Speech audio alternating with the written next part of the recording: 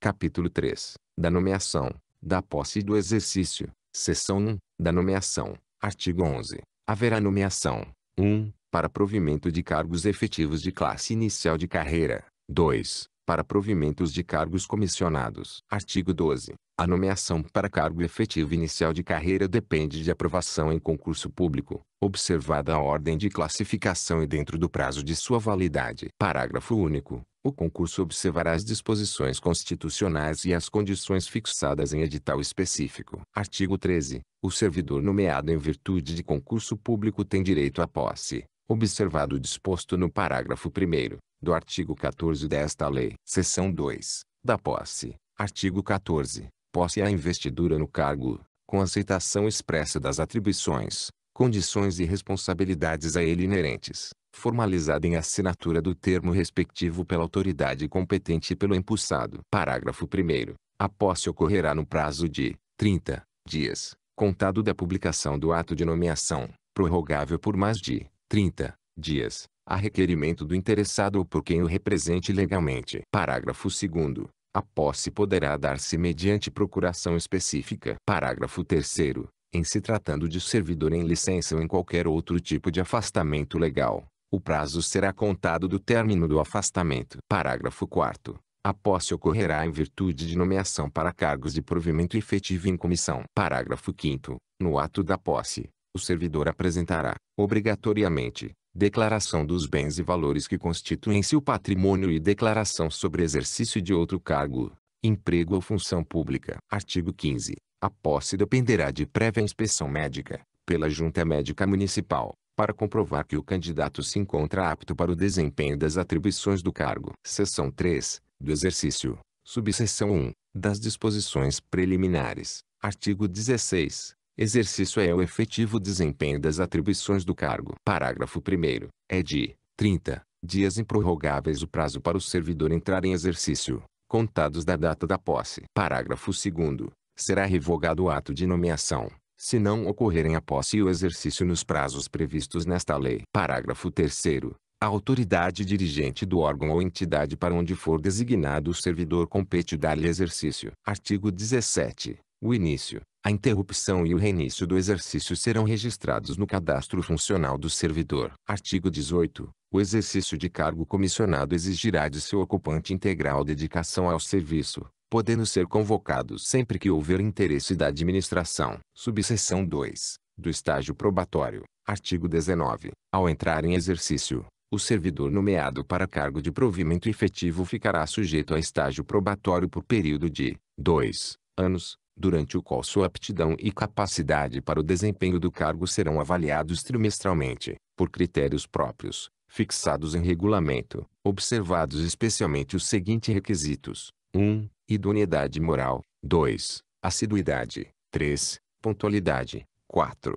Disciplina. 5. Eficiência. Artigo 20. O chefe imediato do servidor sujeito a estágio probatório, 60 dias antes do término deste, informará o órgão de pessoal sobre o servidor, tendo em vista os requisitos enumerados no artigo anterior. Parágrafo 1º. À vista de informação da chefia imediata do servidor, o órgão de pessoal emitirá parecer escrito, concluindo a favor ou contra a confirmação do estagiário. Parágrafo 2º. Desse parecer, se contrário à confirmação, dar-se-á vista ao estagiário, pelo prazo de 10 dias, para oferecer defesa. Parágrafo 3º. Julgados o parecer e a defesa, o órgão de administração geral, se considerar aconselhável a exoneração do servidor estagiário, encaminhará ao chefe do poder competente o respectivo decreto com exposição de motivos sobre o assunto. Parágrafo 4º. Se o despacho do órgão de pessoal for favorável à permanência do servidor estagiário, fica automaticamente ratificado o ato de nomeação. Parágrafo 5º. A apuração dos requisitos exigidos no estágio probatório deverá processar-se de modo que a exoneração do servidor estagiário possa ser feita antes de findar o período do estágio. Parágrafo 6º. O órgão de pessoal diligenciará junto às chefias que supervisionam o servidor em estágio probatório, de forma a evitar que se dê por mero transcurso de prazo. Subseção 3. Da lotação, da relotação e da remoção. Artigo 21. Entende-se por lotação o número de cargos existentes em cada órgão da administração direta, que constituem um quadro único de pessoal, e o número de cargos constantes nos quadros de pessoal das entidades da administração indireta e fundacional do Poder Executivo Municipal. Artigo 22. Relotação é o deslocamento do servidor, com o respectivo cargo, de um para outro órgão do mesmo poder, observado sempre o interesse da administração. Parágrafo único. A relotação dependerá da existência de vaga e será processada por ato do chefe do Poder Executivo. Artigo 23. A remoção é o deslocamento do servidor de um para outro órgão de unidade administrativa e processar-se-á ex ofício ou a pedido do servidor, respeitada a lotação de cada secretaria ou entidade. Capítulo 4. Da ascensão funcional. Artigo 24. O desenvolvimento do servidor municipal na carreira ocorrerá mediante ascensão funcional em suas modalidades: progressão, promoção, readaptação e transformação. Seção 1. Da progressão, promoção, readaptação e transformação. Artigo 25. Progressão é a passagem do servidor de uma referência para a seguinte, dentro da mesma classe, obedecidos os critérios de merecimento ou antiguidade. Artigo 26. Promoção é a passagem do servidor de uma classe para a imediatamente superior, dentro da mesma carreira, obedecidos os critérios de merecimento ou antiguidade. Artigo 27. Readaptação é a passagem do servidor de uma carreira para outra carreira diferente, de referência de igual valor salarial, mas compatível com sua capacidade funcional, podendo ser de ofício ou a pedido e dependerá, cumulativamente, de 1. Inspeção da Junta Médica Municipal que comprove sua incapacidade para a carreira ou classe que ocupa e capacidade para nova carreira ou classe.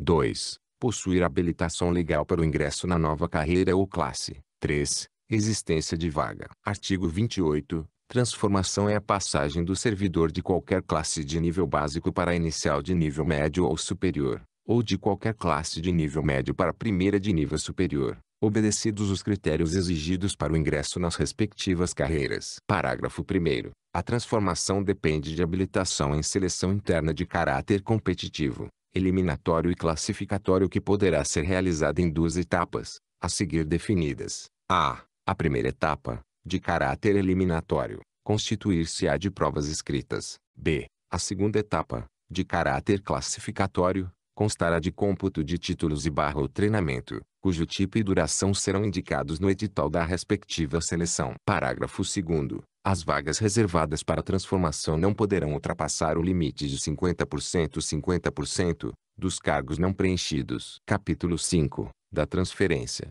Artigo 29. A transferência é a passagem do servidor de cargo de carreira para outro de igual denominação, classe e referência, pertencentes a quadro de pessoal diverso. Artigo 30. A transferência ocorrerá de ofício ou a pedido do servidor, atendido o interesse do serviço mediante o preenchimento de vaga. Capítulo 6. Da reversão. Artigo 31. Reversão é o reingresso do aposentado no serviço público municipal, após verificado, em processo, que não subsistem os motivos determinantes da aposentadoria. Artigo 32. A reversão far-se-á a pedido do servidor. Parágrafo 1º. A reversão depende de exame médico, pela Junta Médica Municipal, em que fique comprovada a capacidade para o exercício da função. Parágrafo 2º. Será tornada sem efeito a reversão e cassada a aposentadoria do servidor que não tomar posse ou não entrar em exercício nos prazos previstos nesta lei. Artigo 33. Não ocorrerá reversão nas hipóteses de servidor aposentado voluntariamente. Artigo 34.